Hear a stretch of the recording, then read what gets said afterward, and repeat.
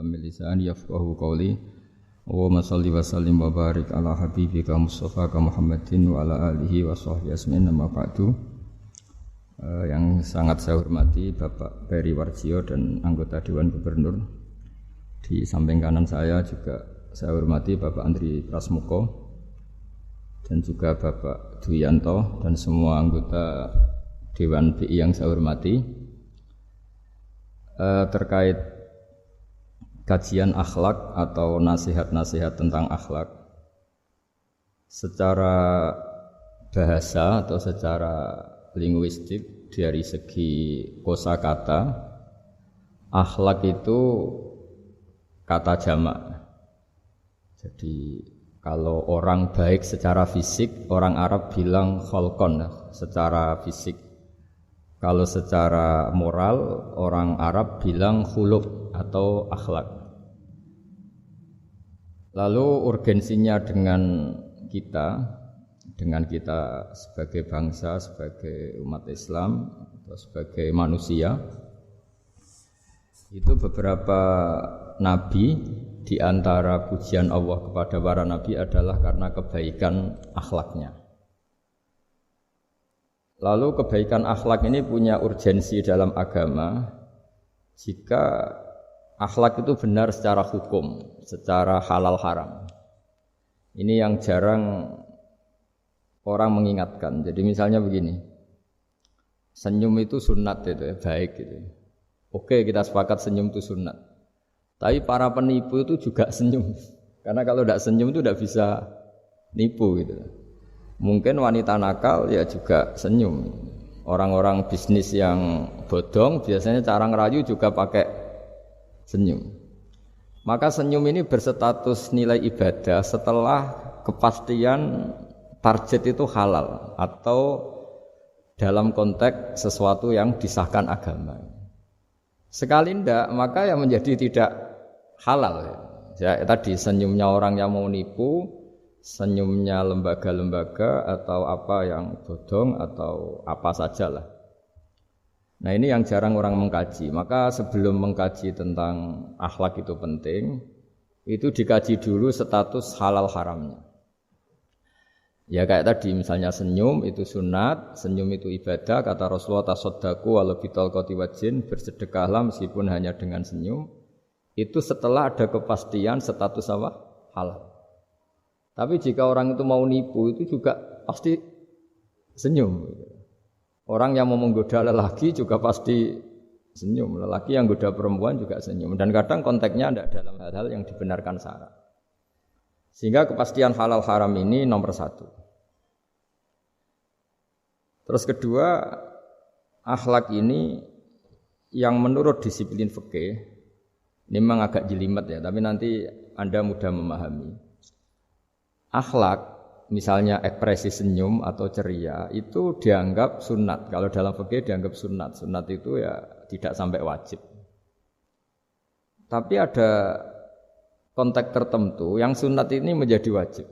Misalnya kita sebagai dai ya, sebagai ustadz itu, orang-orang yang nakal ini bawaannya senyum, ramah. Tapi kita yang ustadz ini bawaannya merengut, cemberut.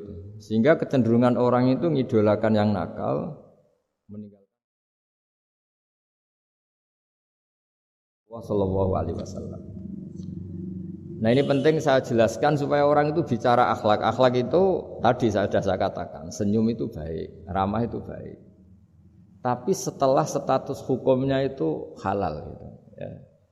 Jadi kalau sebelum status hukum itu halal, ini ya ramahnya menjadi tidak baik. Misalnya kamu punya istri cantik, kemudian dia ramah sama lelaki siapapun, kamu kan pusing.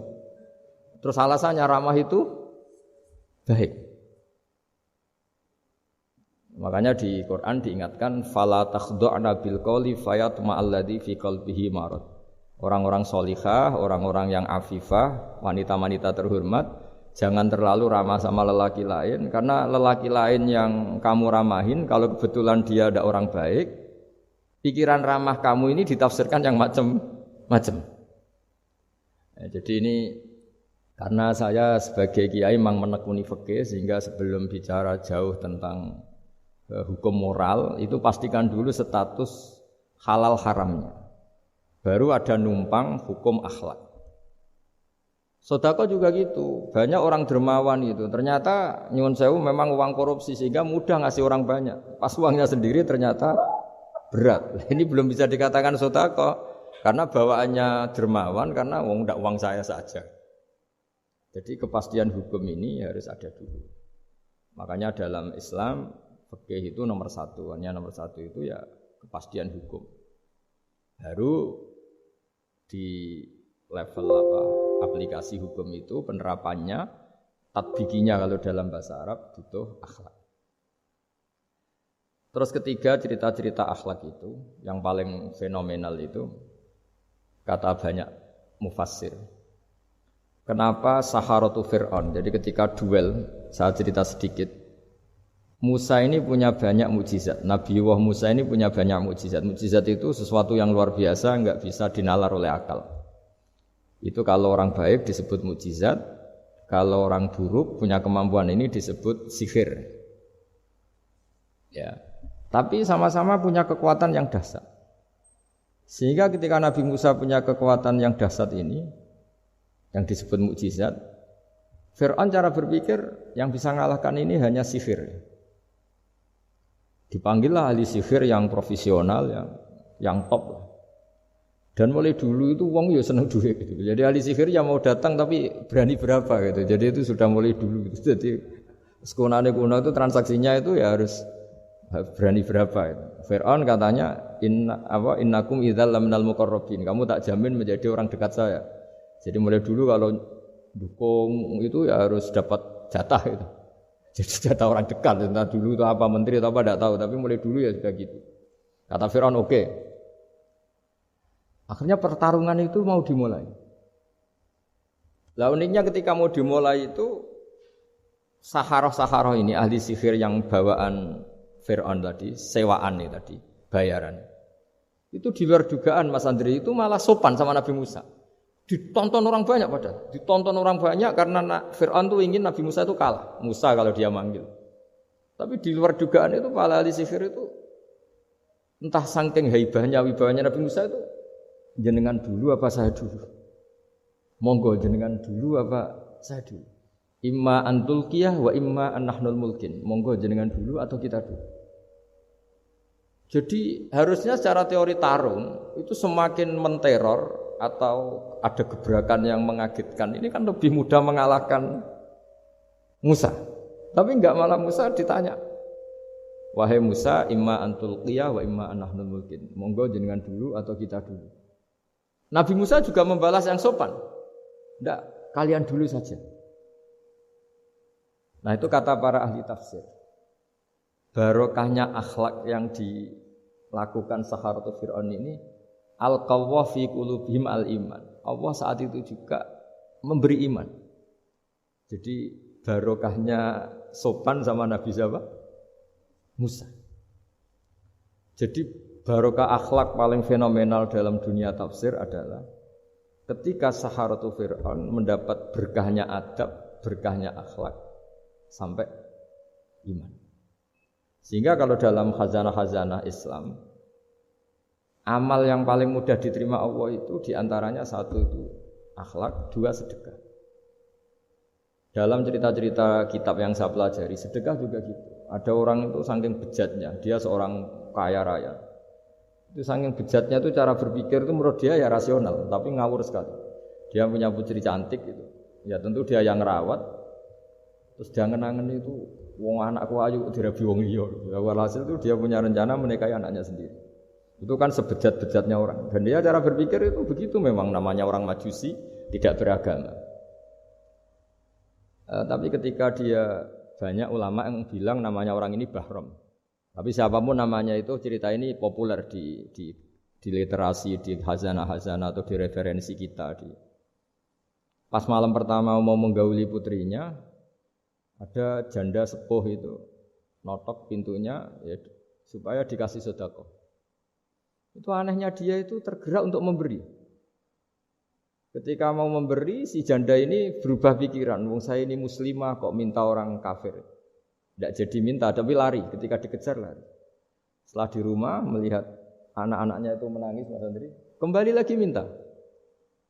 Setelah mau dikasih, lari lagi sampai 3 kali. Singkat cerita si Bahrom ini lalu tetap ke rumahnya dan ternyata mendengar anak-anak menangis karena kelaparan. Dia tergerak hatinya itu membawa cara Indonesia, membawa beras sendiri, membawa roti sendiri, semua keperluan itu dicukupin, dibawa sendiri, diantarkan. Dan uniknya saat itu juga dia berpikir waras langsung, gak ingin lagi menggauli anaknya, gak ingin lagi. Jadi barokahnya sedekah itu dilakukan orang kafir, itu langsung ada berkah. Sampai saat itu dia iman dan hebatnya ada seorang wali di era itu mimpi disuruh menghormati si Bahrom ini, bahwa ini umat saya, ini walhasil itu sampai diapresiasi. Nah, lagi-lagi kembali ke sedekah.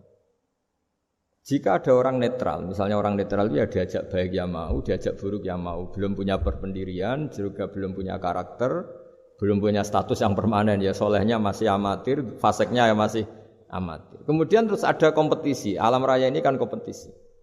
Ternyata yang tukang sedekah, yang mudah memberi itu yang fasik. Yang ini pelit. Jangan-jangan kita disalahkan Allah ketika orang yang netral ini jadi orang fasik. Karena apa? Kenangannya dengan orang fasik mendapat keenaan sedekah atau servis. Kenangannya sama orang soleh tidak mendapat. Malah dikongkon terus jadi panitia pengajian, kan kesel. Ya. Nah, kalau dibebani terus. Sehingga di antara ciri agama ini qalilul ma'unah, agama ini harus berbiaya murah. Itu hal-hal yang harus kita perhatikan. Nah, kecuali ini sudah orang yang punya karakter, memang sudah orang soleh, memang bawaannya ingin mendukung yang kanan, yang ahlul yamin, ya, hanya suka kebaikan. Ini kan kita bicara orang yang belum punya karakter. Kalau yang soleh kan karuan, dirayu yang ini sudah tidak mau, meskipun yang ini ngel-ngelo terus tetap enggak masalah yang kanan ini.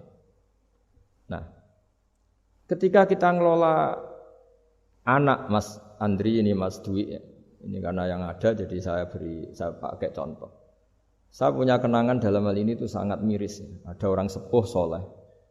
Cerita anaknya itu sekarang kerja di Jakarta tidak sholat. Padahal itu ya orang soleh, orang baik.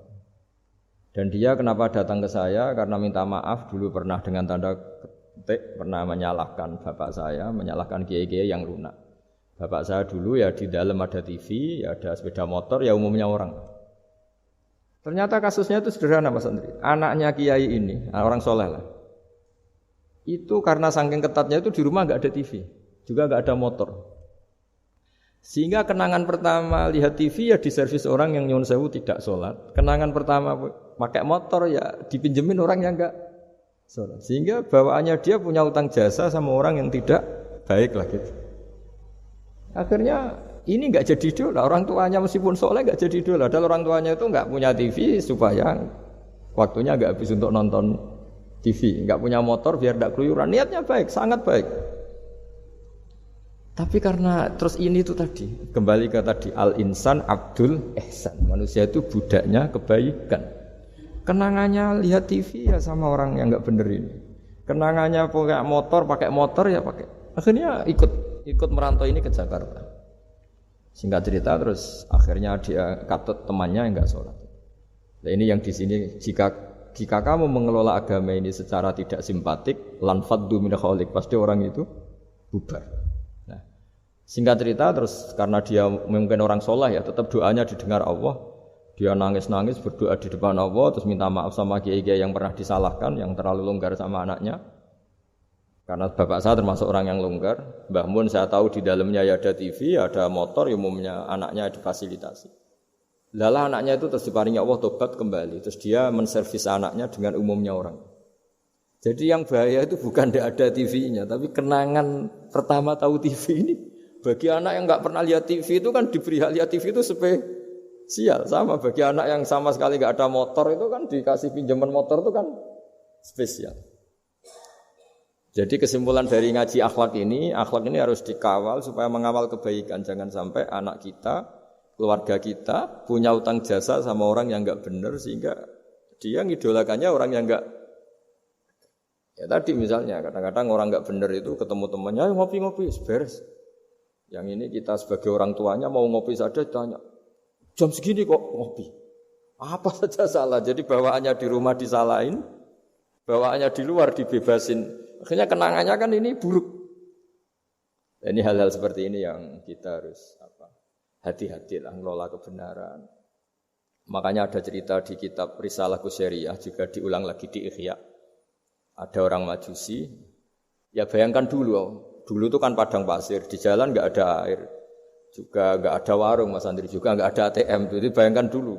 Jadi cerita ini harus dibayangkan dulu. Kalau sekarang kan enggak kebayang ada orang kelaparan di perjalanan. Makanya dulu tuh hukumnya ekstrim. Siapa yang iman billah wal yaumil akhir harus memuliakan tamunya. Dulu itu ukuran memuliakan tamu itu nomor 1 ya dikasih makan. Sehingga kalau ada tamu dari jauh, Nabi itu kalau enggak bisa ngasih makan dilelang.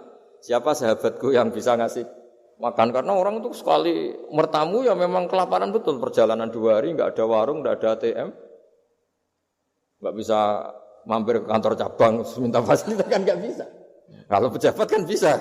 Dari Jakarta mampir Semarang mampir Kragen bisa. Singkat cerita dilelang sama dia. Siapa yang bisa? Masyhur kan cerita itu, ada orang yang sebetulnya miskin, saya ya Rasulullah, ternyata yang dikasihkan itu makanan jatah apa? Anaknya, kan masyhur cerita itu. Sekata dia pulang, terus lampunya pura-pura dimatikan, terus anaknya disuruh menidurkan, terus dia pura-pura nemani makan, padahal hakikatnya yang makan itu hanya tamunya. Saat itu juga Allah menurunkan wahyu kepada Rasulullah SAW. Allah memuji perilaku sahabat ini karena bisa ngasih makan tamu. Jadi dulu itu yang namanya tamu itu kalau enggak dihormati taruhannya enggak iman karena nasibnya sampai seperti ini karena dulu seperti itu. Nah, kembali lagi ke cerita tadi. Tamu makanan atau tamu atau apa sajalah. Itu servis sosial ini nomor 1. Kalau enggak, seorang lagi ya, kalau enggak, itu ya orang terus enggak simpati.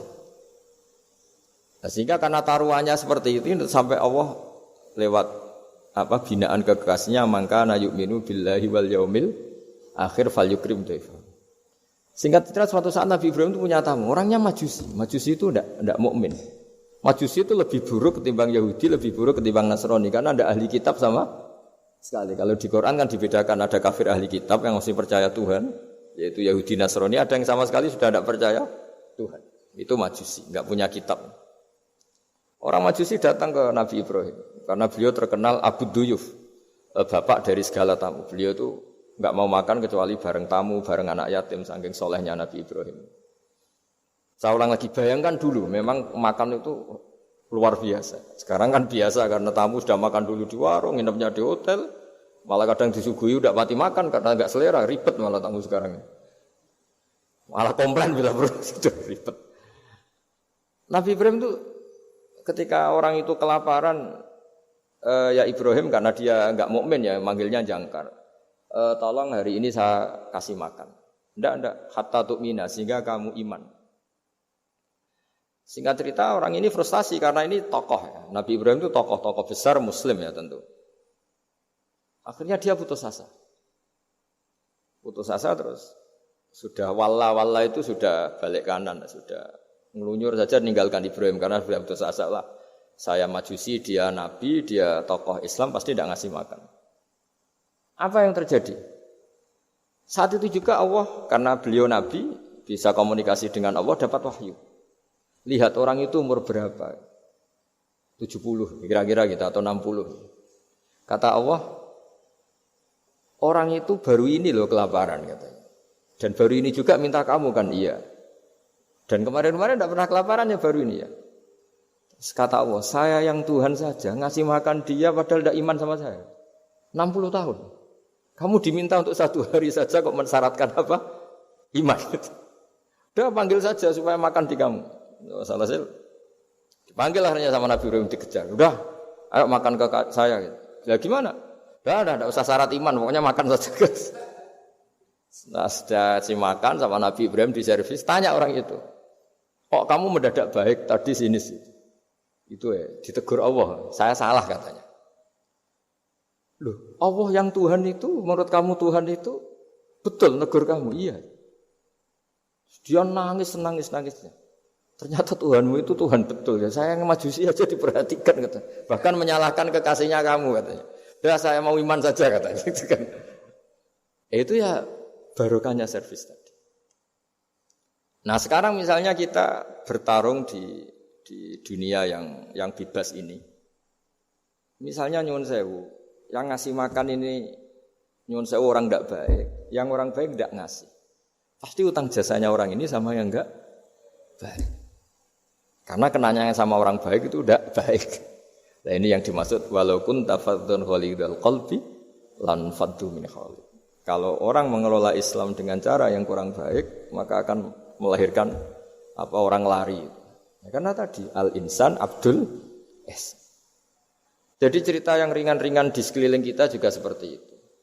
Bapak-bapak itu ngopi di rumah itu ya rasanya kopi sama. Itu gara-gara tidak nyaman ya cara bojo nek marah kan gitu cara nyugoi. Di warung senyum. Ya sudah akhirnya pilih di warung. Karena di warung dapat senyum, di rumah dapat ya sudah. Jadi semua proses sosial itu seperti itu. Nah mau saya di sini bayangkan itu anak kita, kenangannya dengan kita, dengan bapaknya, dengan ibunya ini kurang baik, kenangannya di luar baik, sehingga anak kita cenderung tidak ngidolakan kita, meninggalkan kita. Jadi menurut saya belajar akhlak paling pokok adalah kaitannya dengan kepentingan anak-anak kita. Saya bukan niat sombong ya, saya itu alhamdulillah sampai sekarang itu masih sering mandikan anak saya, jalan-jalan sama anak saya, hak-haknya. Bahkan saya ini punya ajaran yang agak unik. Tapi istri saya sudah menerima dulu ya sempat janggal-janggal itu iskal. Sekarang sudah menerima. Saya punya anak yang biasa ikut adik saya di Fuad itu masih kelas 2 SD. Mulai kelas 1 SD, mulai kelas 2 saya bilang kalau kamu ingin jajan bapak pas tidur bangunkan. Padahal anak saya itu punya santri, punya banyak yang bantu. Dulu istri saya protes. Itu kan melatih anak enggak sopan karena bangunkan orang tua. Tidak kata saya, sopan itu nomor 2, nomor 1 itu hukum. Terus saya beri penjelasan. Yang paling berhak atau yang paling boleh dingel-ngelno anak. Dingel-ngelno anak itu ya diganggu anak. Itu ya orang tuanya. Masa anak mau jajan yang harus ribet pembantu. Mana anak mau jajan yang harus ribet orang. Yang paling boleh diganggu oleh anaknya ya orang tuanya. Itu hukum kata saya. Akhlak nomor 2. Sehingga barokahnya hukum itu, saya ulang lagi barokahnya hukum itu, kalau anak ini terpaksa pembantu itu pas lalai, kita tidak nyalahkan kan kewajibannya di kita. Akhirnya kita menjadi tahu, baru istri menjadi tahu, yang paling berhak diganggu anak ya orang itu hukum. Nah akhlak itu baru nomor 2, ganggu itu ya dikira-kira lah pas bangun atau pas rileks. Tapi itu nomor 2, itu namanya moral. Moral itu sunat. Tapi kalau hukum itu nomor 1. Sehingga akhirnya orang tua, anak ini senang. Betapa baiknya orang tua kita, pas tidur saja dibangunin mau, demi kepentingan dia. Akhirnya anak ini punya kenangan baik sama orang tua. Pas tidur saja bapak diajak mau. Apalagi pas happy. Nah karena kenangannya baik, ya idolanya orang tuanya. Ketika idolanya orang tuanya dan kita orang baik, mau ngajak sholat ya gampang, mau ngajak ngaji ya. Bayangkan kalau kenangannya dia dimintai uang enggak boleh, bentak, salah jam kayak atau salah jadwal atau apa, salah momentum, masa anak kecil diwalate salah pakai momentum pakai apa itu. Nah, ketika kita ngangkon belajar sudah susah karena kenangannya enggak baik. Jadi kunci daripada ini makanya saya bilang berkali-kali. Oke, kita belajar akhlak, belajar moral, tapi nomor 1 itu hukum. Saya ulang lagi hukum. Karena agama ini ciri khasnya itu hukum. Hukum itu ketentuan. Jadi aturan Islam itu detail. Misalnya saya belum haji. Ya sudah. Sebagian harta saya jatah untuk haji itu sudah tidak milik saya. Harus dianggap miliknya haji. Sehingga kalau saya meninggal setiap saat, yang boleh diwaris oleh anak cucu saya hanya yang melebihi dari biaya haji. Makanya di Indonesia disebut gaji amanat. Gaji amanat itu orang yang sebetulnya sudah mampu haji tapi tidak kober. haji. Itu kalau sudah meninggal harus ada jatah haji yang dianggarkan untuk haji apa? Amanat. Baru sisanya boleh diwaris. Karena ini hukum. Lah nanti di akhirat juga Allah pakai hukum. Kalau ada anak enggak sholat, yang pertama disalahkan orang tuanya. Kenapa ini tidak sholat? Semua kesalahan anak-anak kita adalah dibebankan ke kita. Ya, jadi saya mohon cerita-cerita akhlak ini jangan sampai hanya nyuwun sewu moral dengan arti kenyamanan sosial, tapi kembalikan ke Allah dan apa? Rasul. Sehingga ini yang terakhir saya cerita hadis yang populer sekali. Ada 3 hadis yang populer dan ini sampean semua pasti hafal. Maka na yu'minu billahi wal yaumil akhir fal yukrim jarahu. Terus ada yang fal yukrim dhaifahu. Terus yang ketiga fal yakul khairan aw liyasmut. Berkata baik atau kalau enggak bisa berkata baik ya apa dia. Nah, itu uniknya Islam itu apa Mas Dwi? Uniknya Islam itu tidak pernah membolehkan umatnya terdikte oleh sosial Mas Andri, enggak boleh.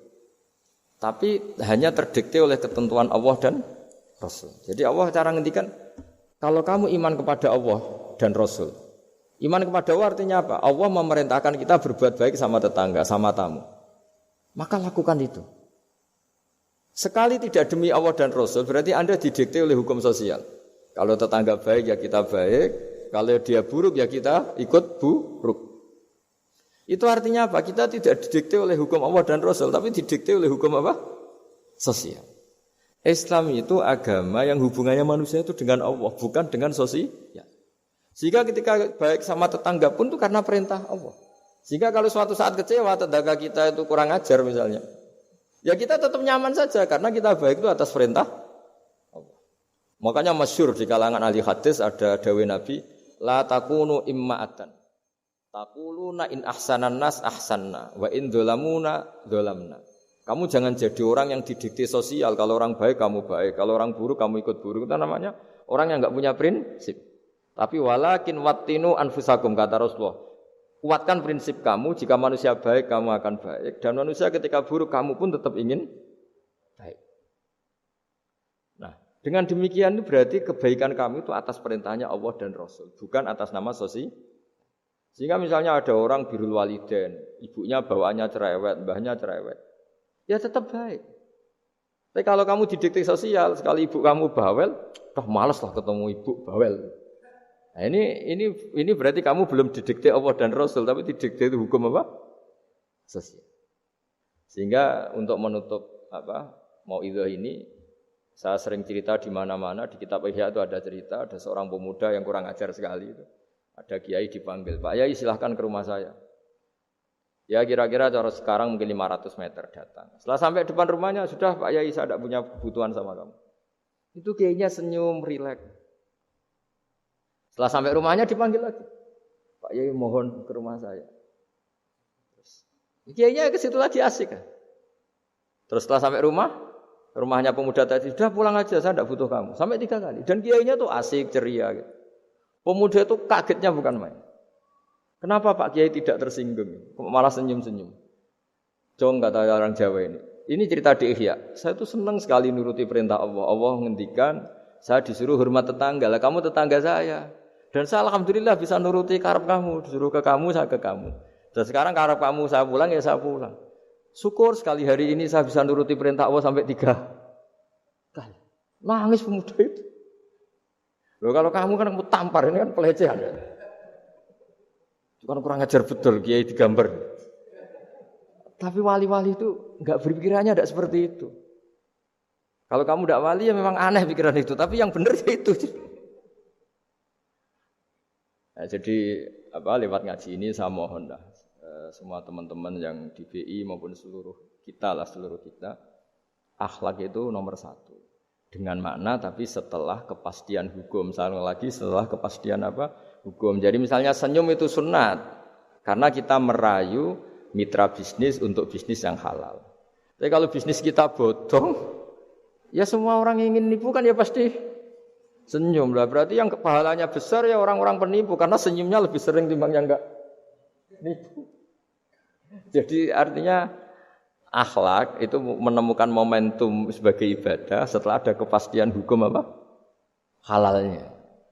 Tapi kalau nggak ada kepastian hukum halalnya, ya ini senyum itu dievaluasi tadi. Misalnya orang ngerayu juga harus senyum, orang nipu juga harus senyum. Ini yang mungkin banyak diabaikan. Saya kira demikian dan mohon maaf karena sebetulnya kalau andekan tadi jalannya normal mungkin saya agak terlambat. Itu kan banyak lubang-lubang karena apa? Itu biasanya kan karena hujan itu. Tapi ya saya suka tetap terlambat biar keren pernah nunggu kiai. Jadi kalau dalam teori agama itu sama kok. Sholat, Nabi itu pernah sholat isya itu setengah tiga dini hari. Sahabat biasanya kan beliau suka awal waktu. Terus ketika sahabat tanya kata Nabi, malam ini spesial. Karena kamu lama sekali nunggu apa? Sholat. Enggak semua orang malam ini bisa menunggu apa? Sholat. Jadi artinya bawaannya itu nunggu kebaikan. Jadi di antara trik atau resep husnul khotimah. Ya, ini sebagai penutup ngaji. Resep husnul khotimah itu innallaha ta'ala yubahi malaikatahu. Allah membanggakan kita, yubahi bikum malaikatahu. Allah bangga dengan kita. Di antaranya apa Mas Andri? Umatnya Rasulullah sallallahu alaihi wasallam itu kalau habis subuh ditanya, "Ngapain kamu hidup? Nunggu sholat duhur." Ngapain kamu hidup setelah sholat duhur, nunggu sholat asar? Sehingga kita ini menunaikan fardu yang diwajibkan Allah dan menunggu datangnya fardu yang lain. Jadi orientasi kita hijratuhu ilallah wa rasul. Tapi kalau kita orientasinya mapan, kenapa kamu hidup? Saya mau mati setelah mapan. Saya mau mati setelah jabat. Ini kan berarti perjalanan kamu ilad dunya. Orientasi kamu dunia. Faman kana hijratu ilad dunya aw imra'atin yang kihuha fa hijratuhu ila ma hajara ilaih. Tapi kalau kamu niatnya, kenapa kamu berani hidup? Supaya bisa sholat, supaya bisa ibadah. Berarti perjalanan kamu hanya menuju Allah dan Rasul. Jadi sehingga di antara alamat husnul khotimah adalah orang setiap sudah melakukan satu kebaikan, berani hidup karena berharap bisa melakukan kebaikan yang lain. Jadi dari satu kebaikan, rutenya menuju kebaikan yang lain. Ya, saya kira demikian dan mohon maaf. Assalamualaikum warahmatullahi wabarakatuh.